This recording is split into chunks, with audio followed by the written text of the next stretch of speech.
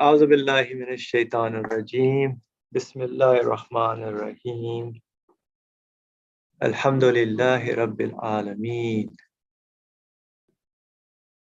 ربنا آتنا في الدنيا حسنة وفي الآخرة حسنة وقنا عذاب النار رب اشرح لي صدري ويسر لي أمري واحلل عقدة من لساني يفقهوا قولي واجعل لي وزيرا من أهلي هارون أخي اشدد به أزري وأشركه في أمري كي نسبحك كثيرا ونذكرك كثيرا إنك كنت بنا بصيرا ربي أوزيني أن أشكر نعمتك التي أنعمت علي وعلى والدي وأن أعمل صالحا ترضاه وأدخلني برحمتك في عبادك الصالحين وصل اللهم على محمد وعلى آله وصحبه أجمعين والحمد لله رب العالمين. Assalamu alaikum everyone. Inshallah we will continue with the fruits of belief, the 11th ray, page 248 in the book. And we're discussing about the belief in the hereafter and how as we want the hereafter. I hope you're listening to it. There's like a lot of song going in the background, so please pardon for that. So the belief in the hereafter, we said that it will be a bodily resurrection. That's how the author has been making the case for us to understand that, first of all, our desire, our needs, with all the interactions, with all the different stages in our lives we go through as child, as adults, and as working professionals, or elderly, all the different, we're different, many kinds of roles that we play. It could be a student, a father, son, daughter, brother, uncle.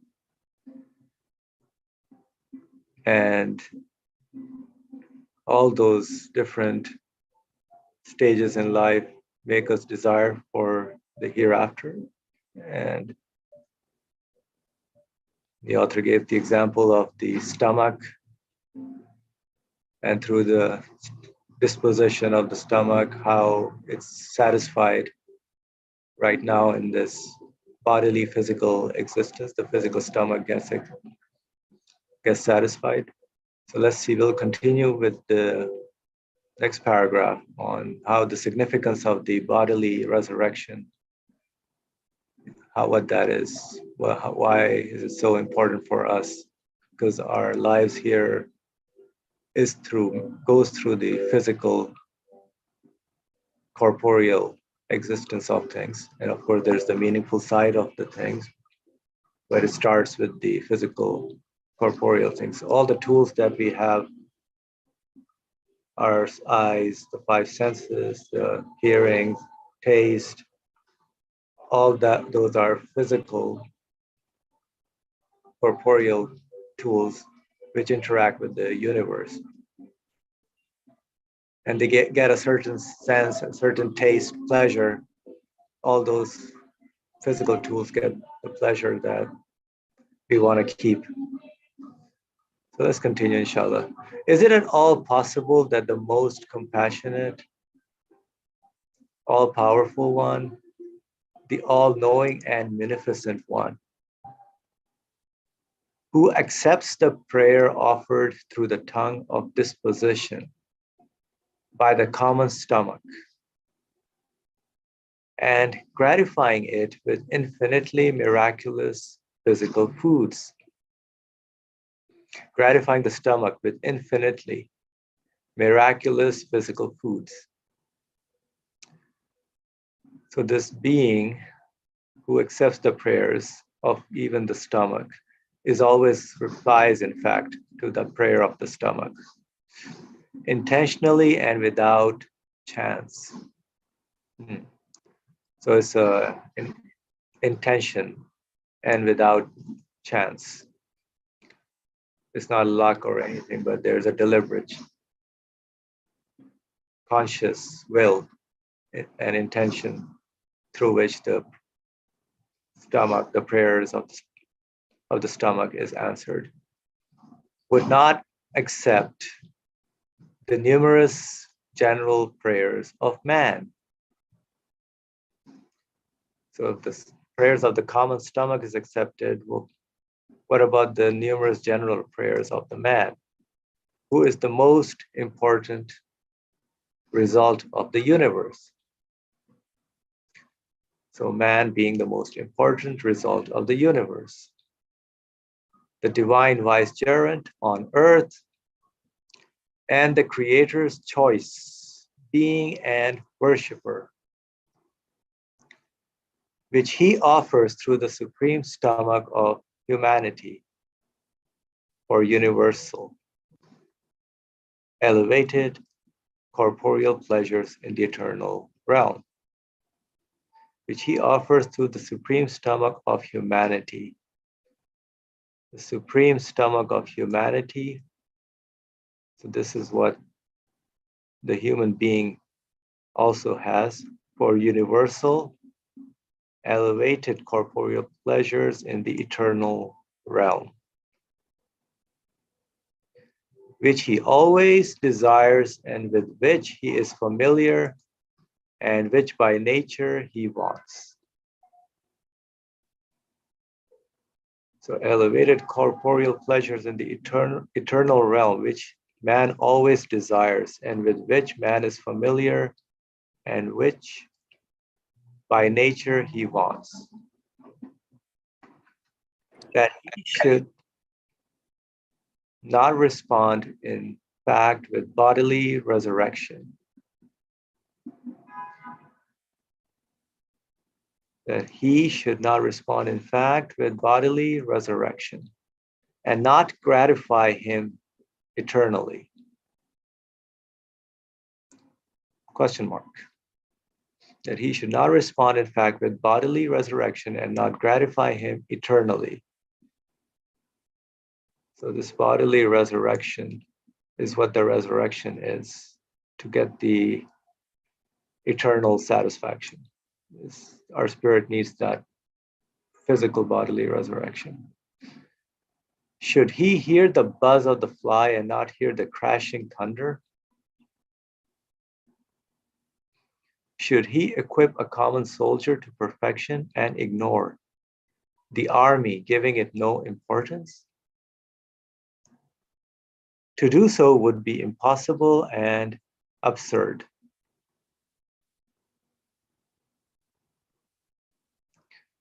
Yes, in accordance with the explicit statement of the verse, there will be there all that the souls could desire, all that the eyes could delight in,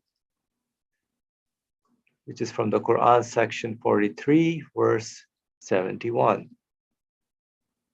So there all that the souls could desire, all that the eyes could delight in. So a reference to paradise.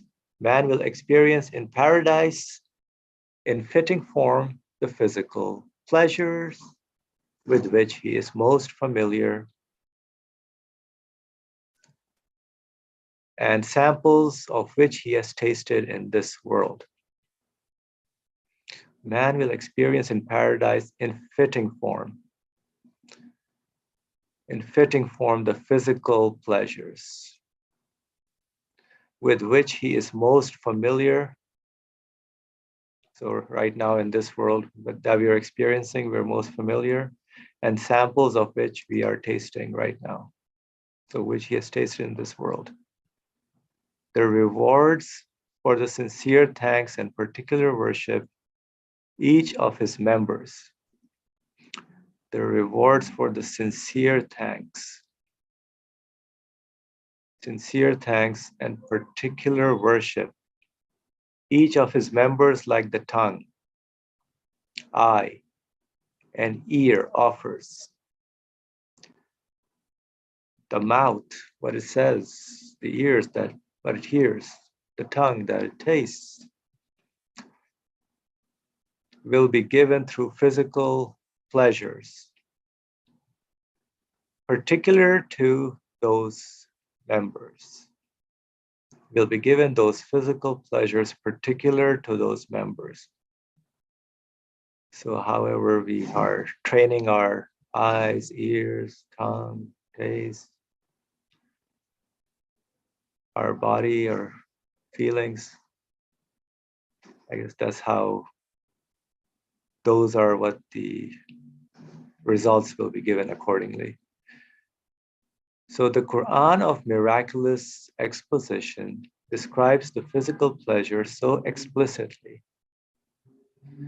The Quran of miraculous exposition describes the physical pleasures so explicitly, it is impossible not to accept the apparent meaning and to make forced interpretations of them. So there are very clear, explicit statements in the Quran about the physical pleasures.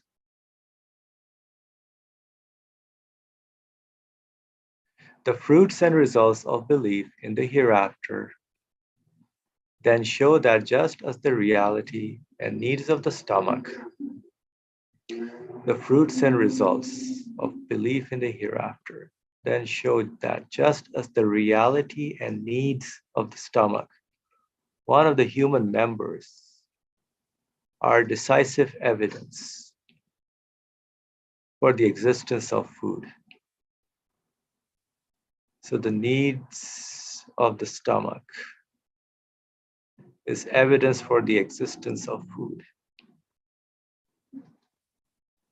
Interesting. The needs of the stomach is evidence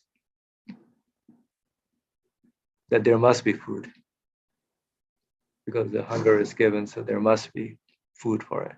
So the reality and perfections of man and his innate needs and desire for eternity and his abilities and potentialities.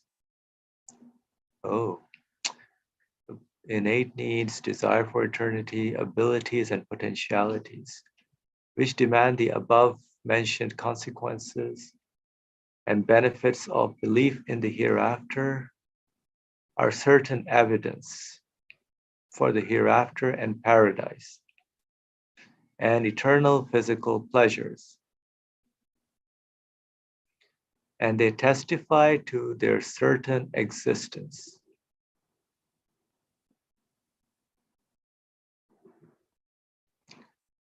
Which demand the above mentioned consequences and benefits of belief in the hereafter are certain evidence for the hereafter.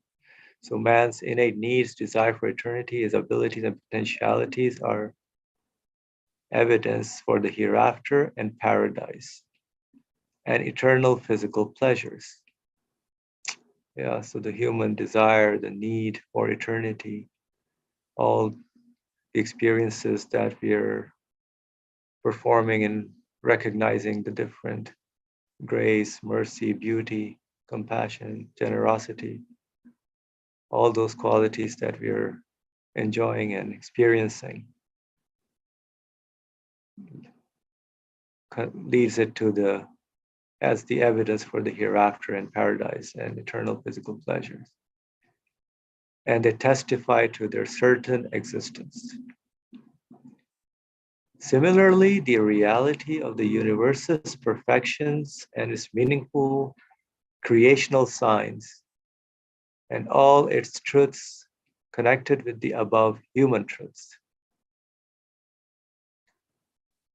So there is the creational signs and the truths connected with the above human truths are evidence for the certain existence of the realm of the hereafter.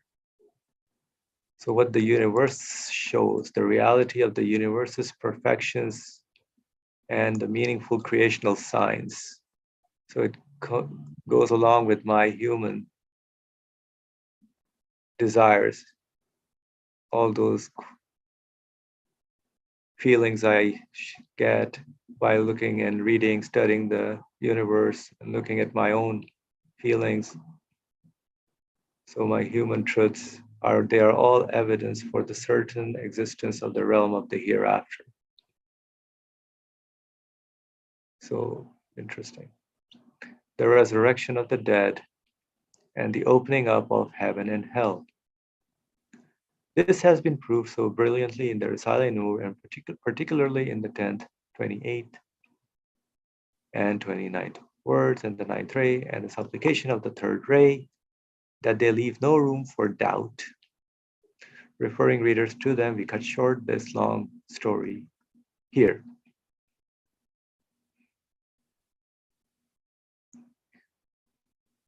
So a lot of evidences in terms of for the hereafter in our own existence, in our being, from physical stomach to the tongue, eyes, ears, and then to the human desire, feelings, abilities, potentialities acting as evidence, and then the whole universe acting as evidence as well.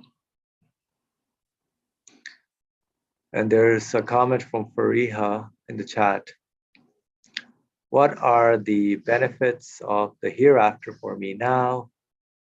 Belief in the hereafter, as the author mentions. Benefits of the hereafter for me now. All right, very good. And Brother Ali, your hand is up, so please go ahead. Thank you. Now, as you said, there are many points that we have to pay attention and just discuss to refresh our minds about. So far, I numbered them that we need to talk and make it more real for our life and express it with our language, with ourselves. I mean, text is saying something, and we have to talk about it, what we understood from it. That must be our attitude while we are reading this kind of serious books. The first thing I would start, and maybe step by step we will go. I will stop when I finish first point, see what our friends will say about it, further comments, questions, concerns, etc., including Fariha's question. 6 points I pointed out. If someone else comes up with another matter, of course we have to talk. Now, first of all, the text starts with saying that the most compassionate, all-powerful one, the all-knowing and munificent one, who accepts the prayer offered. We understood that this language says, oh, the author has already accepted the creator of the universe. There is a creator of the universe, and he is most compassionate, most knowing, munificent, and accepts our prayer. But we are not really familiar with the author as taking belief for granted. What is he doing here? Now, we have to ask this question. We should bear in mind that we are reading the 4th volume of the author's main writings. There are many others, but the main body of his writings, this is the 4th volume. Of course, we went through stages, just emphasizing how we should understand that there must be a creator, which kind of creator is he, which kind of qualities does he have. These questions are, engaged with a lot, and he assumes from one aspect that we conclude that the universe needs a conscious creator. And then we are talking about the necessity of the hereafter. Of course, we know that in the previous volumes, many pages are devoted allocated to this subject, that hereafter must be with its logical necessities and also evidences from the universe demonstrated them. Now he wants to further deeper understanding of the necessity of the next creation. And here almost pure logical analysis starts. Why? If the universe is created by an absolute being, how can I really deeply satisfied that bodily resurrection is necessary? Bodily resurrection is necessary. It is the language used here. Corporeal pleasures that we experience in this world should be presented to us in corporeal terms. That is the another point. Now, this is one point. First, number one, if anybody wants to talk about this matter, just a reminder is enough about the Creator and reminding his qualities, which kind of qualities it should have, and now logically and practically see whether these qualities, compassionate Creator qualities, we are experiencing here at all. Look at the universe is beautiful, but I am dying, and there are lots of calamities going on, and uncomforting things are created at the same time. How can I go through these matters? That is the first point I wanted to discuss with you. Can I review with you the first point? So you're saying, okay, now you should, because my language is just messing up, meddling up everything. So make a straight statement and understandable, inshallah. Thank you. Yeah, some words I got was like a pure logical analysis of the necessity that the universe must be created,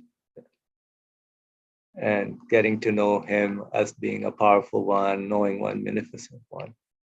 And what would that pure logical analysis is that yesterday you made a point about the reasoning only going up to La ilaha. It cannot go to illallah. So with the feelings, the human side has, when we say logical conclusion. So is this pure logical analysis, that part of the thing that confirms that, yes, this universe definitely needs a conscious creator, a compassionate creator, a powerful creator? So please. Giving the example of the stomach, the needs of the stomach, and how these needs perfectly, and also it brings me to the second point that I wanted to discuss, intentional arrangement, not accidental, intentional arrangement, which is important. This is the second point I wanted to discuss. Now, intentionally, without chance, when I see exactly what my body needs, exactly what my feelings need, what my external feelings, essentially five feelings, and also the other human feelings, which are endless, need, all of them, intentionally satisfied. But on a temporary base, that is another subject. But we have to pay attention intentionally. Logical conclusion means, logical conclusion doesn't mean that it doesn't have an evidence. By looking at the evidence, logically concluding that the result must be really an physical or corporeal recreation. Not the universe is going to be recreated. Not necessarily this universe is going to be recreated, but this intentional act that I am experiencing in this world, the one who realizes this intentional act, because I see that there is no coincidence between the communication or how do you say, harmony, compatibility between what my body needs, the stomach representative of body actually, what my body needs, and what is provided out there. My tongue needs, my mind needs something, my nose needs, my touching. I love touching flowers, for example. My sense of, all my senses, beauty, taste, etc., need to be satisfied. Intentionally, I look at the creation, everything is intentionally arranged to the target, to hit the target and fulfill the mission perfectly. So if something is harmful for me, for example, rotten food, smells very bad and tells, don't eat me, I'm harmful to you. But at the same time, it is so intentional that the things get rot, go bad, but some animals are created for them. It is very interesting. They love it. It is very nourishing for them. Yeah, but it's all intentional. The creator says, oh, human beings, this is not for you. This is for some other animals, birds or worms, insects, and some kind of other animals. They love it. There are, the sanitary angels. I don't know how they are called. Eagles, falcons, for example. There are many other kinds that I don't know their names in English. So they are sanitary workers. They love it. They are, and all the rotten things are very nourishing source of sustenance for them. And everything is intentional, perfectly. Okay. We have to say, we should conclude from there. Logical conclusion necessitates that my other feelings, what? Perfect material experience, corporeal experience of the same things in a perfect form, in permanently. Oh, that is very important now. So corporeal pleasures in the eternal realm. Pleasures for what? The supreme stomach of humanity. Whatever the supreme stomach of humanity desires, it must be satisfied. Supreme stomach of humanity, what does it mean? Not only the stomach, the body, supreme stomach, all my enormous, infinite feelings need. This must be satisfied as well. The logical reasoning and questioning says, yes, my body is satisfied perfectly, and how about my feelings? The one, don't you think, don't you use your intellect? The one who gave you the question, who gave you the question to ask this question, who gave you the ability to ask the question,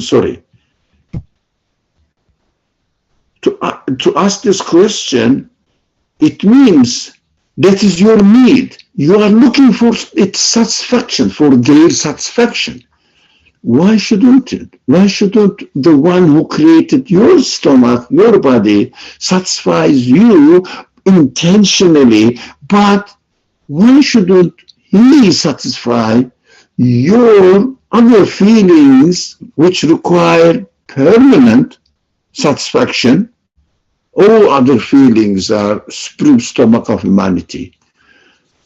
Why shouldn't he satisfy it? And I want to satisfy it, physically experience it, materially, bodily experience it. This necessitates bodily resurrection, which means another type of creation where my feelings also bodily satisfied, as my body is perfectly intentionally satisfied here on earth in this creation. So there was a question, belief in the hereafter, as the author mentions, is logical conclusion different from reasoning? No, I don't think so. Logical conclusion means the reasoning. The result of reasoning is, as a result of reasoning, we conclude something. This is called, because reasoning is logical activity, logical conclusion. No, I don't think it is there is any difference at all. So, if I may add, because yesterday we were talking about how the reasoning cannot go beyond the universe. So the only thing the reasoning can conclude is nothing here. What I observe is nothing here has the power to bring anything into existence. Nothing here can satisfy my eternal needs. That's as far as the reasoning can go into. When when the feelings are looking for a source of eternal satisfaction for their feelings, so the reasoning says, I'm sorry, as far as I can get to is only that nothing here can provide me with eternal existence and satisfaction. Okay, good. Then the feeling says, well, if I have this need, then there must be something. So I'm wondering, where would the logical conclusion comes in? Like, la ilaha, fine, I understand the reasoning part, but illallah, like, which part of me concludes that? What part of me concludes the belief aspect? Because we always say that belief is one's own personal conclusion. So I'm wondering, is the reasoning communicating with the spirit then? So if you can, inshallah, just help out with this, that would be great. Thank you.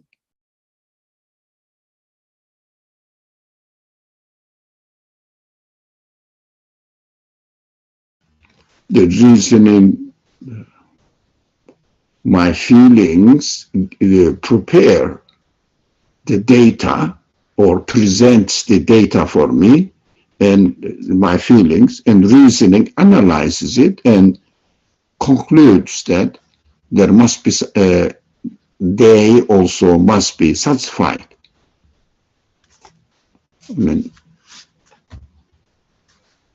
Okay, yeah, that is what human beings use their capacity of reasoning and conclude that. It must be, that is one way of concluding or finding the way of satisfaction. There is no other way of satisfaction. If I say no, it won't be satisfied. My desires, expectations of my supreme humanity, supreme stomach of humanity, is not going to be satisfied. It is a contradiction in creation. It would be a contradiction in creation, and I see it shouldn't be, because there is no reason why it shouldn't be. Everything in material form is satisfied here in this world, in bodily form, satisfied in this world. The one who gave existence to my stomach, my body, is the same one who provided this body with this supreme humanity. It means infinite senses. Why shouldn't he contradict himself look at the universe, is there any sign that the creator of the universe is somehow in confusion? No, it is perfectly, everything is smoothly coming into existence and witnessing how perfect their creator is. So it is, I think it is understood. So for me, I cannot say more than this. So we have to be given existence to a corporeal in order to experience the corporeal pleasures in the eternal realm. Now, Adem, that is what our friends are. Let's see what they're going to say. Assalamu alaikum. I don't think it's anything new, but I would just say that when we talk about the things in this world coming and perfectly fitting our needs, I think we have to ask the question as to why that happens, how that happens. Well, there is a kind of, we've been discussing, I'm not sure here or previous discussions, there is a kind of overlooking and of serious thinking about how the things are perfectly working and perfectly coming to fulfill our needs here. In fact, maybe one other adjective to use is miraculously. Miraculously meaning that it's not describable by the general conditions of what we see in this world. You cannot describe it that way. You cannot make sense of them in that way in terms of how food, drink, resources, all these things that we are receiving moment by moment, and in large intervals. I pay attention to it more at the time of eating, at the time of other events. You can't describe them without saying they are miraculous. That miraculousness is in a way being seen, but also not being seen, because you see them, you see the result of it, which is what you and I are eating and enjoying and observing. But what you don't see is which is also shown in them, but not quite shown physically, which is the miraculous origin of where they're coming from. In other words, you and I experience the result of it, or the on the sense level experience of it, but the mind and the consciousness and the other humanity we're talking about is experiencing them at a different level. But that at the material level, which we have to say comes through miraculous conditions and miraculous choosing and manifestation, right? Which is described as intentional. I'm just using this other word, saying it's miraculous, because the notion of the hereafter is again miraculous. It doesn't seem like it's within the order of what we see. So as much as someone is aware to the miraculous nature, intentional nature, as was said, of the things going on here, so much so he can be confident and be aware of the hereafter's certainty, because as it was said, fulfills his humanity. So I think I had another point, but I forgot it. But that I think is interesting. I was just going to say that the more normalcy of this world, saying everything is normal, everything is just happening, this and that, this kind of blind eye type of life to the things, is where the problem also occurs from, which this is dispelling. This section, this text is dispelling. So I don't know. That's how it helped me to understand it.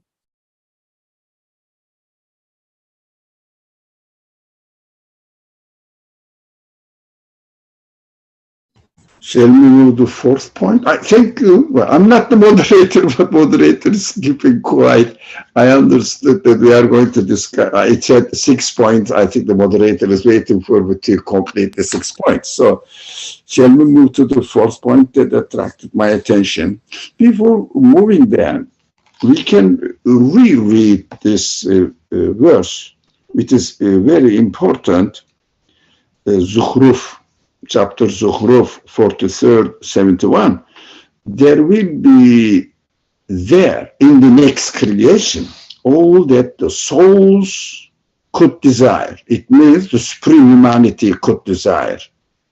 There will be in the next creation whatever the all human feelings desire, all that the eyes could delight in. It will be, they are all satisfied. This eyes or eyes could delight. It is the Quranic expression. Let me find out so yeah, can you just get the original text? 37, this is what? This is 43, yeah, okay. Zumer 39, Ghafir 47, let me say Jasiya 45, after 36, 47, no, 43, come on, what am I doing, where am I going? Fussila 41, yep, okay, it is there. Thank you. يطاف عليهم Okay, I think this section, the second part is taken into consideration here and translated. وفيها ما تشتهيه الأنفس وتلذ الأعين وأنتم فيها خالدون. Now, تلذ الأعين has two meanings in Arabic expression. First, really what you see, you really enjoy it. This is the first straightforward meaning. It means really dictionary meaning. That's correct. Okay, we will love it. But this ayn, qurrata ayn, as the Quran uses it, is used in a way that it is something very pleasurous, enjoyed by your all feelings. A generalization of the meaning actually by especially mentioning the word telezus ayun. The ayin is also the eye. It means in English eye, but eyes enjoy it. Eye of my love really delighted. Eye of my wisdom really delights it. Eye of my knowledge will be delights it that the source of knowledge is absolute, infinite, etc., etc. I represent for all sorts of human feelings. All right. Now, apart from this, the fourth point, how it says, how are we going to do that? How are we going to obtain this state? Now again, so quickly to Baqarah 152. The Quran is perfect, mashallah. So it answers everything. Look, and also the author what we are reading is very conscious of using the Quranic vocabulary in order to introduce the reader, introduce the Quran to the readers, to its readers. So it says here, the rewards for the sincere thanks and particular worship, each of his members, like the tongue, eye, and ear, offers.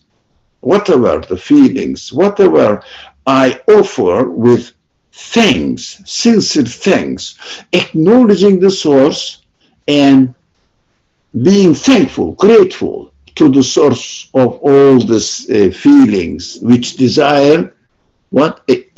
Infinite, perfect satisfaction.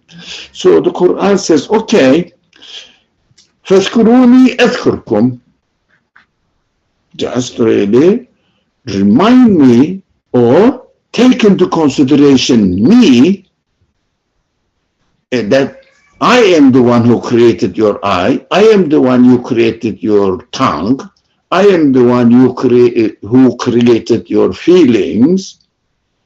أذكركم, I will remember you, which means I am going to respond back in a particular language explaining washkuruli, that this wa is explanatory wa. Explanatory. What do I mean by fadhkuruni, remember me, which means washkuruli, thank me. Be grateful. Don't be ungrateful. That is the minimum requirement. That is what called serving God. That they say, the human beings are servants. What are we serving?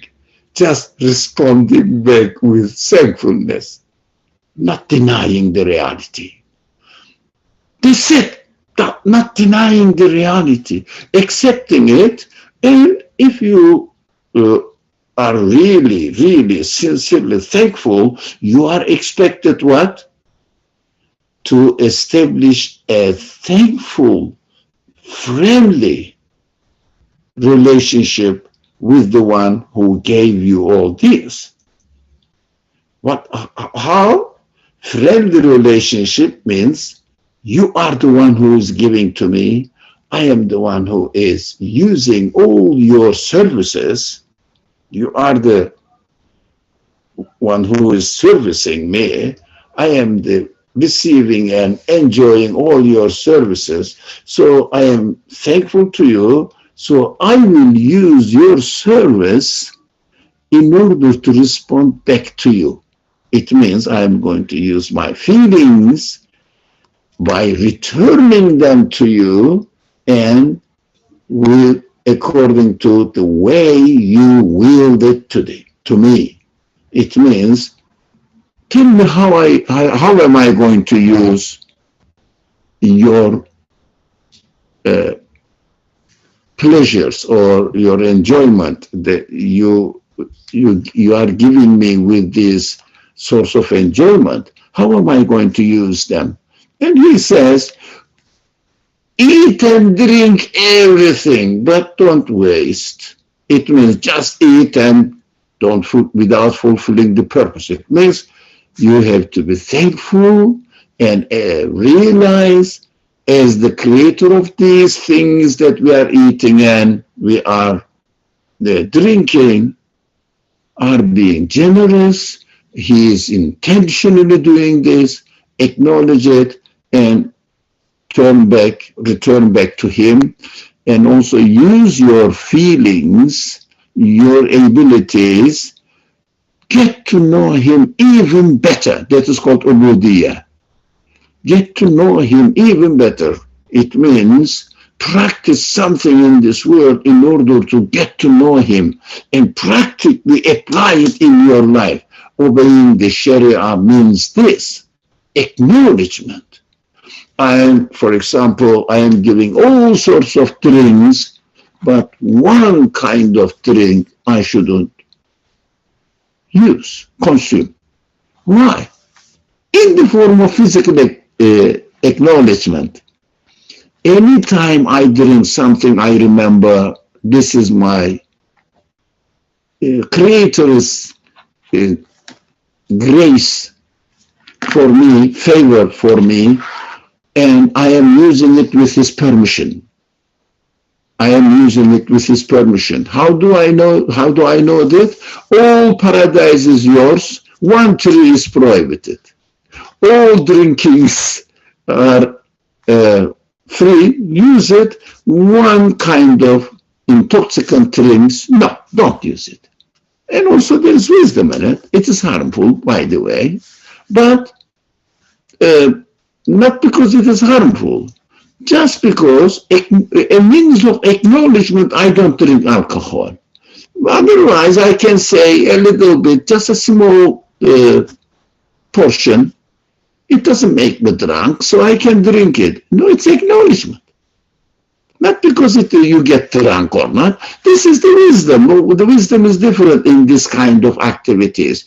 We have to obey the Creator in acknowledgement.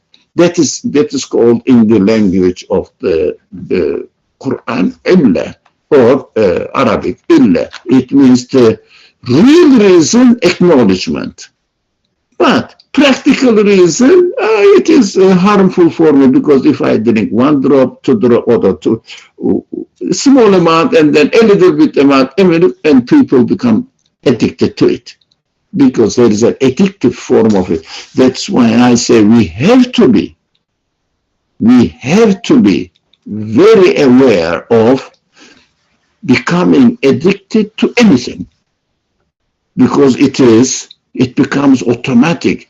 Unconsciously, you have to use it. You cannot control your feelings, your will anymore. So anything addictive, we have to keep away in order to do everything consciously. Addiction takes away consciousness and choice, free will, because you lose your own free will, become dependent on it. Whereas human beings are created to be dependent on the creator of the thing, not on the thing itself. That's why I'm not saying anything addictive is haram but if someone says, oh, I cannot do anything without sugar, I have to eat sweet, which is a very general, well, once upon a time I was like this, definitely I was dying for sugar. I realized that I'm addicted to it. It is becoming unconsciously consuming it. It is very ungrateful attitude, because I am dependent on this stuff rather than the creator, on the creator of this stuff. I'm not going to eat it. And when you really are convinced and make your decision, you gradually can keep away yourself from them. For example, I used to drink every day at least 1 cup of coffee, at least every morning, dependent. So if I don't drink coffee, I realize that something is missing. Those people who are addicted to the cigarette, for example, or marijuana, something is missing. You see that something is always missing. That means you become dependent on the thing itself rather than on the creator of the thing. So I said, okay, I'm not going to drink tea now. Okay, only in the morning 1 cup. And then no. It is possible. I practice it. It is possible. For more than 20, 30 years, I don't drink tea and coffee at all, almost at all. Is it haram? No. Addiction is? Yeah, addiction is problem. I'm not saying fukhen, according to Sharia rule, it is haram, but I think itiqadan it is haram. Not fukhen, but itiqadan we should be careful about our addictions. That is the extended matter. So this verse says, it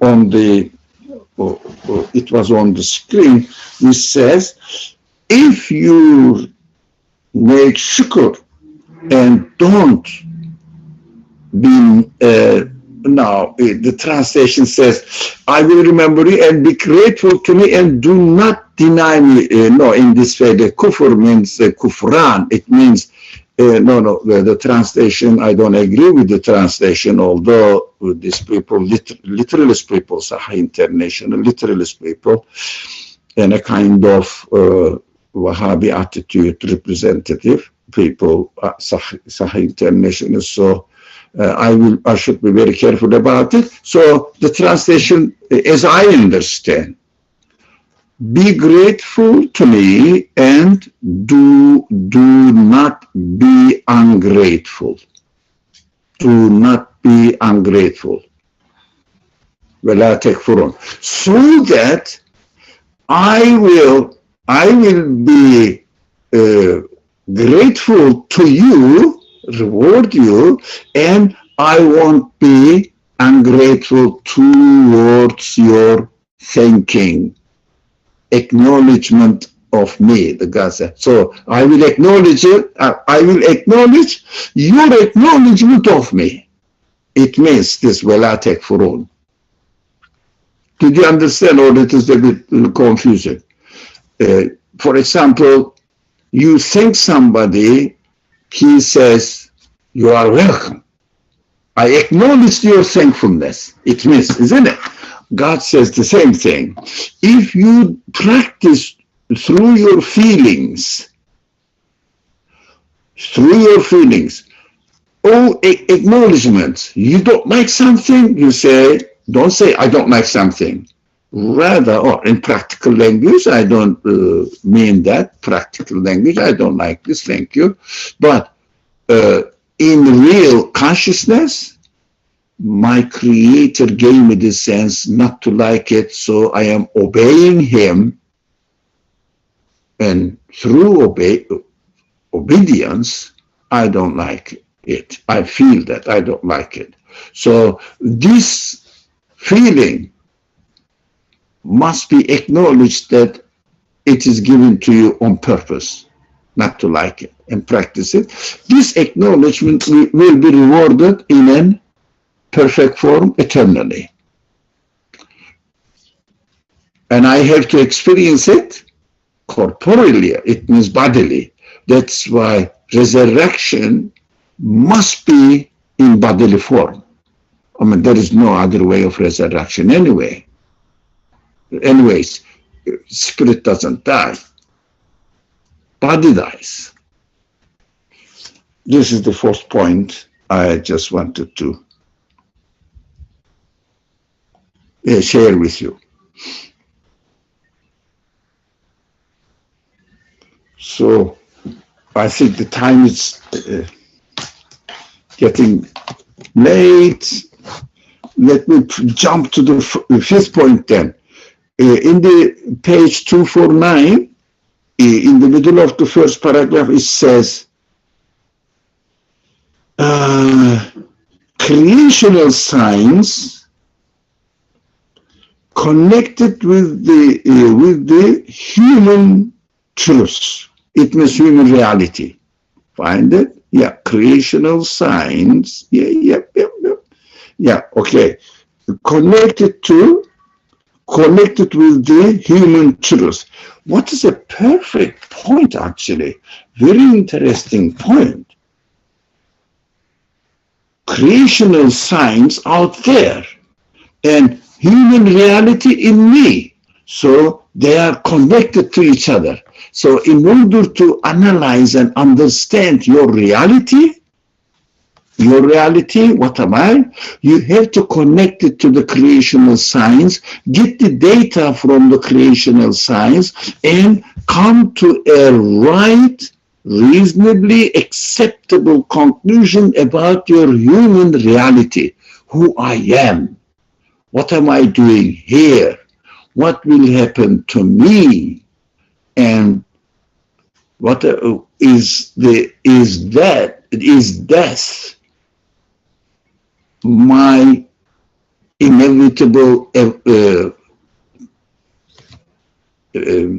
how do you say, destiny, and disappear from existence, or what does it mean? Human concern, main human concern is to have full satisfaction of his needs. It means his human reality. And this world doesn't let you have it. That is the fifth point I wanted to discuss. And if anyone, I see, so the question Feria asked, first question, that was the last 6 point I wanted to discuss. What are the benefits of the hereafter for me now? That is a very practical, interesting question. I said, we have to talk about it. What is the benefit of it? Yeah. Now, just go to your room, be yourself, and me, and I'm not speaking to Feriha particularly, not at all, no, for everyone, and ask yourself, all my feelings want perfection and no default, no end, perfect. That's what I am, what I am. Okay. Materialist worldview says, when you die, you will disappear. That's it. You are just nothing but accumulation of matter. And another suggestion comes from religion side, says you are going to be resurrected, and if you are thankful, as much as you are thankful, you will be rewarded with thankfulness. It means your thankfulness will be acknowledged and rewarded by the one who created you, by created these feelings in you. And think about it. One of them is, the first one puts you in a complete despair, and not only despair, in contradiction to your reality. You want perfect satisfaction, and you interpret yourself in such a way that at the first stand or first attitude, first understanding, and you say, no, I'm not going to be satisfied. Why? Because I see that death is coming. But why don't you think of the source of existence of all your feelings? Source of existence of all your feelings. Where did you get them? Where did you get your body? Think about it seriously. Who arranged all them in you? You comfortably can conclude that the one who gave all these feelings, but bodily ones are perfectly, intentionally satisfied, but spiritual ones are not satisfied. What does it mean? Spiritual ones will be satisfied with one condition: as much as you are thankful for the creator of these feelings. Acknowledge it. When you acknowledge it, you are grateful, not ungrateful. So he promises that definitely you understand in the way that the things are created. It is a promise. The universe is created in such a way that your stomach, your body is satisfied in such a way that you can comfortably, reasonably, logically, everything is the same thing, understand that the Creator definitely will satisfy it. So the prophetic messages out there, they said, there will be a bodily resurrection. Oh, very easily, comfortably, I can confirm that, yes, there must be so. That is what my logical conclusion. Is there any contradiction, internal contradiction in your existence when you come up with this conclusion? No, your feelings say, yeah, that's what I was expecting. Everything is fine.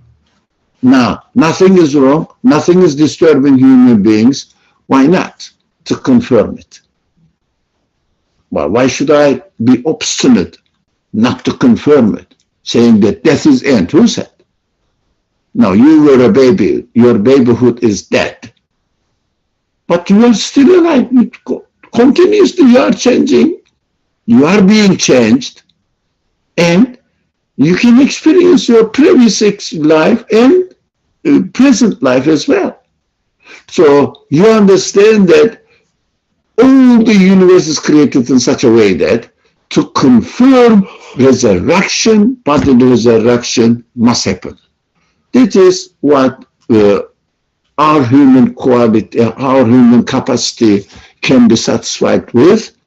All the other ideologies, philosophies, interpretations put me in contradiction within myself.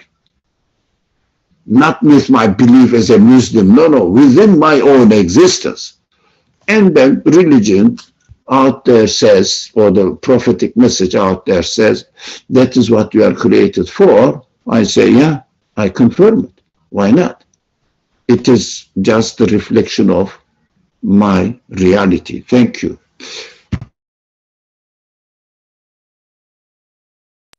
Alhamdulillah, thank you.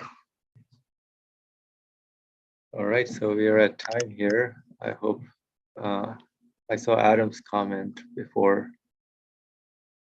Did it address anything, Adam? Do you still have that question? I think we talked about it, about the buzz of the fly and the crash of the thunder, as opposed as an analogy to how the physical stomach is representing our bodily needs, and then the stomach, supreme stomach of humanity. So satisfy one little thing, or satisfy the stomach of little insects and worms and I don't know, mice, cockroaches, whatever, and then not to satisfy the stomach of the humanity, right? So that's what that was. Inshallah. So we'll continue next time, inshallah, with the descriptions of hell in the Quran. Ooh, excited for that. Inshallah. Bismillah ar-Rahman ar-Rahim. Subhanaka la ilma lana illa ma 'allamtana innaka anta alimul hakim. Wa akhiru da'wahum alhamdulillahi rabbil alameen.